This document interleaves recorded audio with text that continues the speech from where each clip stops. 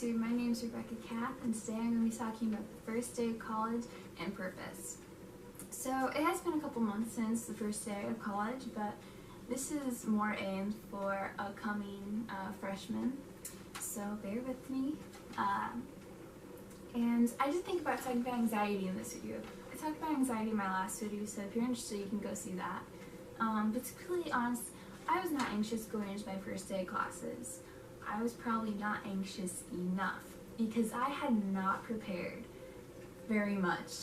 Going in, I had not thought about what I should be taking in my class until the night before, and I did not pack until the night before in the morning of, which is a bit last minute. So I'm also going to be touching on what you should probably take to class.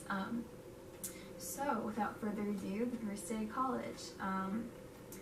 Number one, map out your class schedule. Like, I did this, I barely remember to do this, but a couple days before your classes start, you should go out, figure out where your classrooms are and how long it takes to get to them. You don't want to be that person walking in late on the first day of class. That's embarrassing. So, that. Number two, what do you actually need to take to college? I took my laptop, notebook, and not even a pen, I took a pencil. So I got by, but that's really all I needed. What you should probably take to your first day of college is a pen or a pencil, a notebook, a folder, and a laptop. Possibly a planner, water bottle, and any books that have been assigned. I just want to make a side note here. If your professor says to bring the book, buy and bring the book. If the professor says to buy the book, buy the book. If the professor doesn't say anything about the book, ask them because you might not need it. That's the disclaimer right there. Because you don't want to waste your money on a book you don't need. So, thirdly, know that you're probably only going to go through the syllabus on the first day. So all you need for that is a folder and a pen or pencil. Maybe your laptop if they want you to pull it up online and they don't hand out a paper copy, but that's really it. And if you are unsure, email them. Like, get in the habit. You should be interacting with them as early as you can. And you're showing that you're prepared. There's no stupid questions like, oh, they don't know if they take to college. It's not like they haven't been here before. Jeez. Just email them, it's okay. So, transitioning into purpose. When you're going into new situations, whether it's college or anything, you can start to doubt your future because you're in this new environment and you look back on the old and you're like, what's that? But there are seeds planted into us that kind of separate us from God. We doubt ourselves. We doubt whether we're good. We doubt whether God is good. We doubt whether His plan for us is good. We seem to think that our strengths are not as strong as they are. Our weaknesses are so abundant, and the future's just bleak.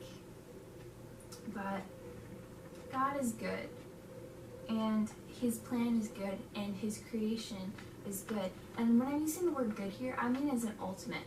Like, not just good, oh, it's alright. I mean, like, ultimately good. So when I say His creation is good, you are good. You are beautifully made. Like, I hear people say this to girls a lot, but this goes to girls, and guys, you need to know this. You are beautifully made. You need to have a sense of your self-worth. You're loved within His creation. Like, you're loved. You're loved. Know that. So, think about Job 22:21. Agree with God and be at peace, thereby good will come to you. Trust may not seem comforting. Trust is not comforting.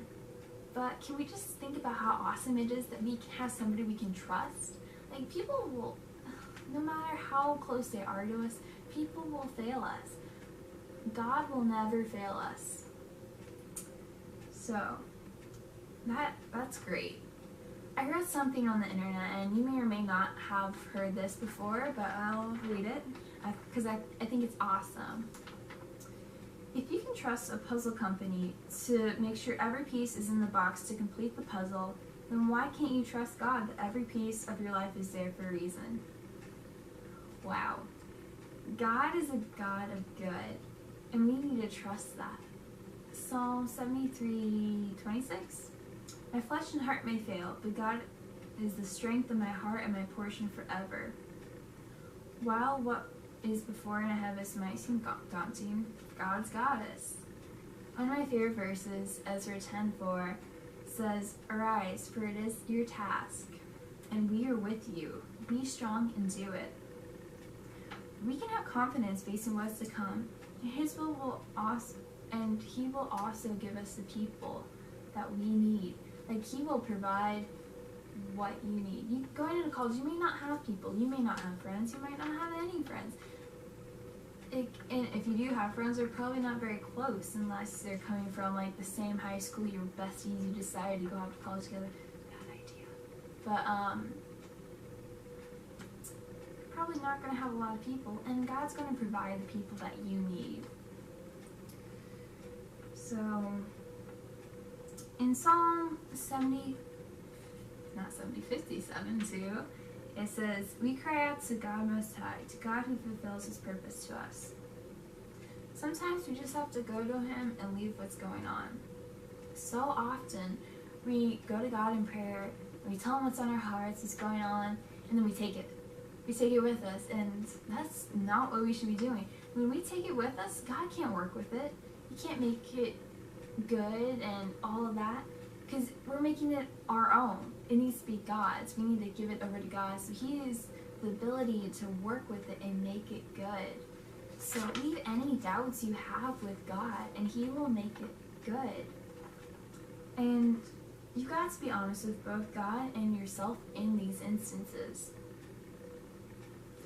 In Romans 12:2, it says, "Do not be conformed to this world, but be transformed by the renewal of your mind, that by testing you may discern what is the will of God, what is good and acceptable and perfect." The world says to hang on to your grievances. The world dwells, but that is not right, it's not good, it's not acceptable, it's not perfect. It's easy and it's destructive. It's self-destruction.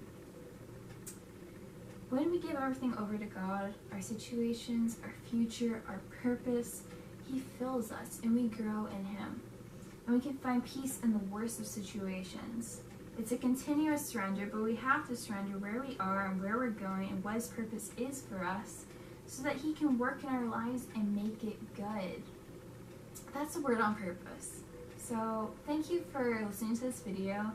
And I hope you got something out of it. So more to come, hopefully soon. So bye.